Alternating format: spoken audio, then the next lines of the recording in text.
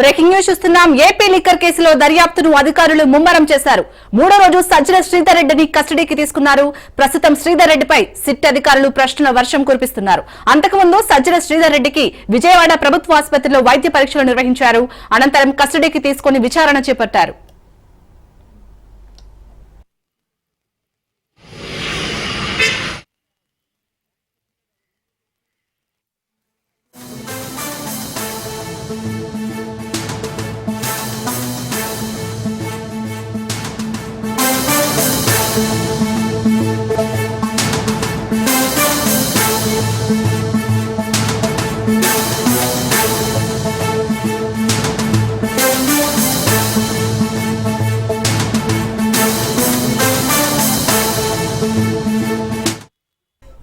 AP liquor కేసులో దర్యాప్తును అధికారులు ముమ్మరం చేశారు.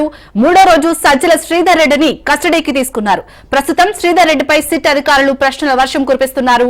అంతకుముందు సజ్జల శ్రీధర్ రెడ్డికి విజయవాడ ప్రభుత్వ ఆసుపత్రిలో వైద్య పరీక్షలు నిర్వహించారు. అనంతరం కస్టడీకి తీసుకుని విచారణ చేపట్టారు. దీనిపై పూర్తి డీటెయిల్స్ మా ప్రతినిధి శ్రీనివాస్ అందిస్తారు. శ్రీనివాస్, చెప్పండి, ప్రస్తుతం ఇటు శ్రీధర్ రెడ్డిపై అయితే సిట్ అధికారులు ప్రశ్నల వర్షం కురిపిస్తున్నట్టుగా తెలుస్తోంది. అప్డేట్స్ ఏంటి? ఎలాంటి క్వశ్చన్స్ అడిగే ఛాన్స్ ఉంది? ఏపీ లిక్కర్ కేసుకు సంబంధించినటువంటి దర్యాప్తు వేగవంతంగానే జరుగుతూ ఉంది. దీనిలో భాగంగానే ఇప్పటికే అనేక మందిని అదుపులోకి తీసుకోవడం, కొంతమందిని అరెస్ట్ చేయడం కూడా జరిగింది.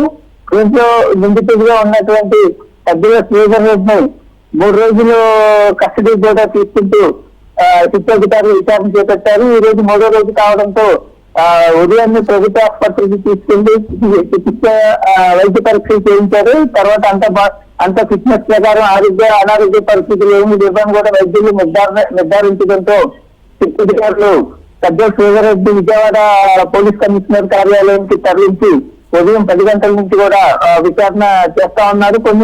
అంటే సజ్జల శ్రీధర్ రెడ్డి పాత్ర ఈ కేసుకు సంబంధించి కీలకంగా ఉన్నట్లు తెలుస్తా ఉంది. 3 రోజుల నుంచి కూడా అనేక కోణాల్లో శ్రీధర్ రెడ్డిని పోలీసులు విచారిస్తా ఉన్నారు. కొన్నిటికి సమాధానం చెప్తేనే మరికొన్నిటికి తనకు అంటే అతను బొకాయించే విధంగా, తనకేమీ తెలియదు బొకాయించే విధంగా చెప్పినట్లు చెప్తా ఉన్నారు. అంటే దీని అంతటికి మూల కారణం ఖచ్చితంగా రాజశేఖర్ రెడ్డి చెప్పినటువంటి కొన్నిటికి మాత్రమే తాను అమలు చేశానని కూడా ఇతను చెప్పడం జరిగింది, చెప్పినట్లు తెలుస్తా ఉంది. అట్లాగే ఇతని నుంచి ముఖ్యంగా ఏంటంటే ఫండ్స్ ఏ విధంగా డైవర్ట్ అయింది అనే విషయాన్ని కూడా పోలీసులు ఇత్యాధికారులు చాలా వరకు కూడా రాబట్టినట్టు చూపిస్తా ఉంది. ఈ రోజు 3వ రోజు మరి కాసేపు సాయంత్రం వరకు కూడా ఇతన్ని మరింత కీలకంగా విచారించే అవకాశాలు కూడా కనిపిస్తా ఉన్నాయి. ఇతని నుంచి కూడా కీలక సమాచారం ఇప్పటికే శిక్షాధికారులకు వచ్చింది. మొత్తానికి అంటే ఈ లావాదేవీలు ఎలా ఏ కంపెనీల నుంచి బ్రాండెడ్ కంపెనీలని ఎందుకు ఏపీకి రానివ్వకుండా చేశారు, అట్లాగే ఇండివిజువల్ వాళ్ళకి అనుకూలమైన వాటిని అనుకూలమైన మద్యం బ్రాండ్లను మాత్రమే వీటిని తీసుకొచ్చి ప్రజా ఆరోగ్యంతో ఆడుకున్నారు అనే కోణంలో కూడా శిక్షాధికారులు ఇతన్ని సజ్జల శ్రీధర్ రెడ్డిని ప్రశ్నించడం జరిగింది. అలాగే ప్రభుత్వం ఇచ్చిన నివేదిక ఏదైతే ఉందో నివేదికలో గతంలో వైఎస్ఆర్సీపీ హయాంలో ఈ లిక్కర్ తాగి చాలా మంది అనారోగ్యానికి గురై కూడా చాలా మంది చనిపోవడం జరిగిందని కూడా రాష్ట్రంలో ఎన్డీఏ ప్రభుత్వం అధికారంలోకి రాగానే దీనితో ఈ మద్యంకి సంబంధించిన క్రయ విక్రయాలపై ప్రత్యేక దృష్టి పెట్టి ఈ కుంభకోణాన్ని వెలుగు తీయడం జరిగింది. దాంట్లో ప్రభుత్వం క్లియర్ గా మెన్షన్ చేసిన ప్రధాన అంశం ఏంటంటే ఈ లిక్కర్ వైఎస్ఆర్సీపీ హయాంలో ఏవైతే లిక్కర్ లావాదేవీలు లిక్కర్ కంపెనీలు ఏవైతే ఇక్కడ విక్రయించారో అవి తాగి ప్రజలు అంటే సామాన్యులు ఎక్కువగా దిగుతగినట్టు లిక్కర్ తాగినటువంటి ఎవరెవరైతున్నారో చాలా మంది చనిపోవడం జరిగింది. దానికి చనిపోయిన వాళ్ళకి సంబంధించినటువంటి పూర్తి ఎవిడెన్స్ కొంత ప్రభుత్వం నుంచి కూడా శిక్షాధికారులుగా రావడం జరిగింది. అందుకే శిక్షాధికారులు కూడా ఈ కేసుని చాలా ఛాలెంజింగ్ గా తీసుకోవడం జరిగింది. ప్రస్తుతం అయితే సజ్జల శ్రీధర్ రెడ్డి మాత్రం తనకేమీ తెలియదని కొన్ని ప్రశ్నలకు బొకాయిస్తున్నప్పటికీ కూడా సమాధాన శైలిలో శిక్షాధికారులు అతన్ని విచారిస్తా ఉన్నారు. సాయంత్రానికి శ్రీధర్ రెడ్డి విచారణకు సంబంధించి ఒక పూర్తి స్థాయిలో ఒక స్పష్టత అనేది వచ్చే అవకాశాలు కనిపిస్తా ఉన్నాయి.